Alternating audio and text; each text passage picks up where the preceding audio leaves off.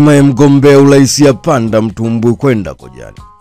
Mgombea urais wa Zanzibar kupitia chama cha ACT Wazalendo Othman Masoud Othman amevuka bahari na mtumbwi hadi kisiwa cha Kojani kaskazini mwa Pemba ili kwenda kunadi ilani ya sera ya chama chake kuzisaka kula za urais katika uchaguzi mkuu Oktoba 29 mwaka 2025. Akiwa kisiwani Kojani, mgombea huyo amewasikiliza wananchi juu ya changamoto ya muda mrefu ya ukosefu wa maji safi na salama kwa zaidi ya miaka 60, tatizo ambalo limekuwa kikwazo katika maisha yao katika afya, elimu na maendeleo ya kiuchumi.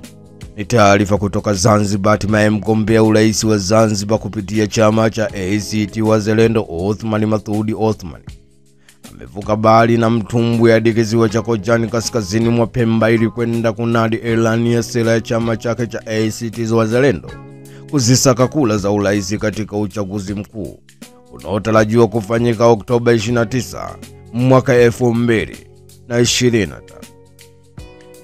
Hatimaye watu wawili wafungwa jela kwa kujaribu kumloga rais.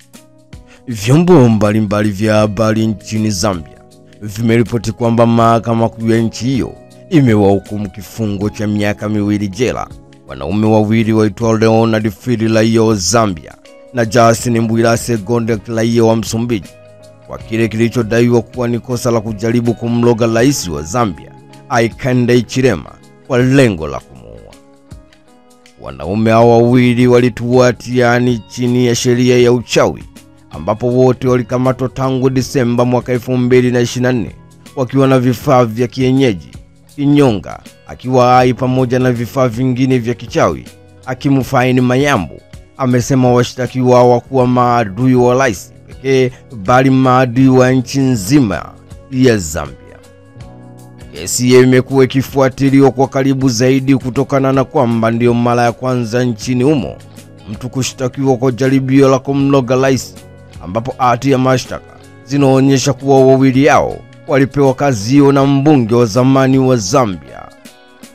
Ingawa wawili hao walijitetea kwamba wao ni waganga wa jadi, mahakama iliwatia hatiani kwa makosa mawili chini ya sheria ulozi, ambapo katika maelezo yake hakimu alifafanua kuwa mkia wa kinyonga ukidungwa na kutumika kwenye matambiko unaweza kusababisha kifo ndani ya siku 5. Ni taarifa kutoka nchini Zambia. Hatimaye vyombo mbalimbali vya habari nchini Zambia vimeripoti kwamba mahakama kuu ya nchi hiyo imehukumu kifungo cha miaka 2 jela wanaume wawili Leonard Fili raia wa Zambia na Justin Mbwilase raia wa Msumbiji kwa kile kinachodaiwa kuwa ni kosa la kujaribu kumloga rais wa Zambia Hakainde Hichilema kwa lengo la kumuua. Na hatimaye auawa kisa mabishano ya Simba na Yanga. Jeshi la polisi mkoa wa Songwe limethibitisha tukio la mauaji lililotokea jioni ya Septemba 16 mwaka 2025 saa 12:50 katika kitongoji cha Irulu, kata ya Idiwiri, wilaya ya Mbozi, ambapo Evaristo Zabloni Mwambogolo mwenye umri wa miaka 28, mkulima wa eneo hilo, alichomwa kisu kifuani na kufariki dunia wakati akipelekwa zahanati ya Ruia kwa matibabu zaidi. Kwa mujibu wa taarifa za awali, chanzo cha ugomvi huo ni mabishano makali kuhusu shabiki wa timu ya Simba na Yanga, na inadaiwa Evaristo na Xaveri walianza kubishana kuhusu ubabe wa timu hizo, alilopelekea mtuhumiwa Xaveri kumchoma kisu alichokuwa nacho na kumjeruhi Evaristo sehemu ya moyo. Mtuhumiwa alitoroka kusikojulikana baada ya tukio hilo, ambapo tayari jeshi la polisi limeanzisha msako mkali kuhakikisha anakamatwa ili kufikishwa kwenye vyombo vya sheria, huku pia uchunguzi wa tukio hilo ukiendelea. Kamanda wa polisi mkoani humo ametoa wito kwa wananchi kuepuka mabishano yenye hisia kali, hasa yanayohusu timu za Simba na Yanga, akisisitiza kwamba upendo wa michezo haupaswi kugeuka chachu ya vurugu. Ni taarifa kutoka huko Songwe. Jeshi la polisi mkoani Songwe limethibitisha tukio la mauaji lililotokea jioni ya Septemba 16 mwaka 2025 saa 12:50 jioni katika kitongoji cha Irulu, kata ya Idiwiri, wilaya ya Mbozi, ambapo Evaristo Zablon mwenye umri wa miaka 28, mkulima wa eneo hilo, alichomwa kisu na kifuani na kufariki dunia wakati akipelekwa zahanati ya Iwilila kwa matibabu zaidi. Rais Samia atoa kauli uchaguzi sio vita bali ni demokrasia. Akiwa kwenye kijiji cha Kajengwa Makunduchi, Unguja visiwani Zanzibar, mgombea urais wa Jamhuri ya Muungano wa Tanzania kupitia tiketi ya Chama cha Mapinduzi CCM, Daktari Samia Suluhu Hassan amewatoa wasiwasi wa Tanzania, akiwahakikishia kuwa vyombo vya ulinzi na usalama vimejipanga kikamilifu katika kulinda Tanzania na kuhakikisha uchaguzi unafanyika kwa amani na usalama. Daktari Samia Suluhu Hassan akirejea ahadi yake wakati akijitambulisha kwa Watanzania mara baada ya chama chake kumpa ridhaa kuwania nafasi ya urais, akiwa mwanamke wa kwanza kupewa nafasi hiyo katika historia ya chama hicho. Amesema amelazimika kuyasema hayo mara baada ya wazee wa Pemba kumuomba kusimamia amani na utulivu katika uchaguzi huo mkuu utakaofanyika Oktoba 29 mwaka 2025. Rais Samia ameendelea kusema kuwa tunakwenda kwenye uchaguzi mkuu. Ninawaomba sana twende tudumishe amani na utulivu. Uchaguzi si vita. Uchaguzi ni tendo la demokrasia. Ni watu kwenda kwenye utaratibu uliowekwa, kuweka kula zetu. Rudeni nyumbani katulie. Hii ni nchi itabaki salama. Si muda wote kushika silaha kunaleta suluhu ya maana. Niwaombe sana ndugu zangu, amani na utulivu wa nchi yetu ni jambo muhimu kuliko jambo lolote.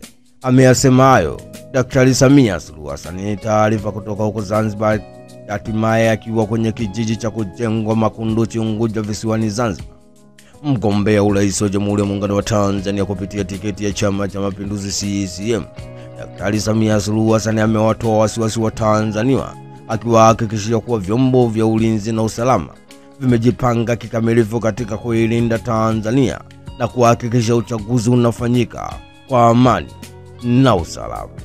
Mayewani watoa kauli, mimi ni mtu kazi, sio mtoto wa Ikulu.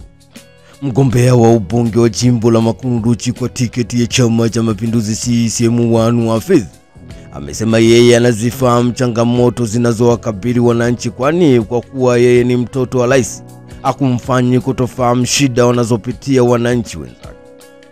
Wanu ameeleza hayo wakati mkutano wa hadhara ufunguzi wa kampeni wa Chama cha Mapinduzi CCM jimbo la Makunduchi, huku akilenga kuwajibu wale wanaodai kuwa yeye hawezi kufahamu shida za wananchi kwa kuwa ni mtoto wa rais wa Jamhuri ya Muungano wa Tanzania Daktari Samia Suluhu Hassan.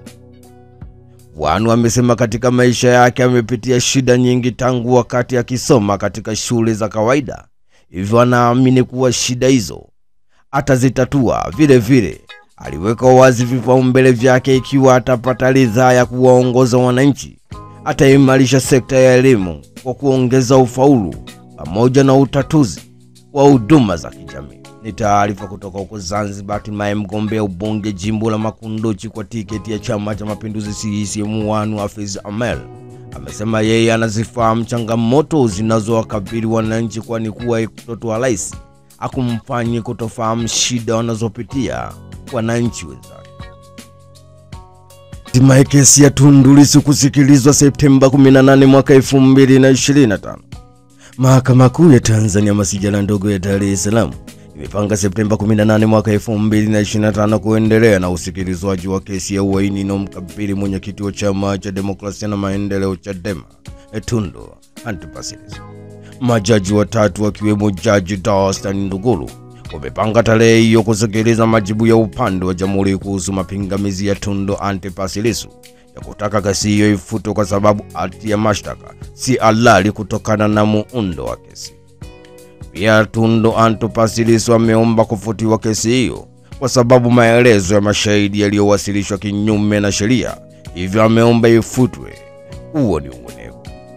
Baada ya kueleza hayo, majaji wameahirisha kesi hiyo hadi Septemba 18 mwaka 2025 kwa ajili ya kuendelea na usikilizaji wa majibu ya jamhuri kuhusu pingamizi.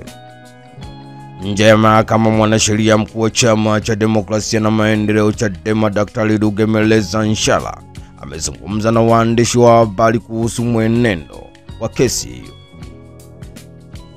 ameonyesha kwamba kutokana na uongofu wa kisheria, mahakama isitishe itende haki hiki kinachodaiwa ni uhaini, sio badala yake mahakama imwachie huru baada ya siku 162. Muhimili wa mahakama ni huru. Askari hawana mamlaka wa kuwashika na kuwatoa watu mahakamani. Kama watu wamejaa, taratibu nyingine zifuate. Kitendo cha kuwapiga watu kinakiuka haki za kiraia. Hawa wanaopigwa ni watu na wana haki kama wao. Ndio maana tunapigania muhimili wa mahakama uwe peke yake na askari polisi uwawe wenyewe. Ni taarifa kutoka jijini Dar es Salaam. Hatimaye mahakama kuu ya Tanzania masijara ndogo ya Dar es Salaam imepanga Septemba 18 mwaka 2025 kuendelea na usikilizwaji wa kesi ya uhaini inomkabili mwenyekiti wa Chama cha Demokrasia na Maendeleo Chadema Tundu Antipas Lissu.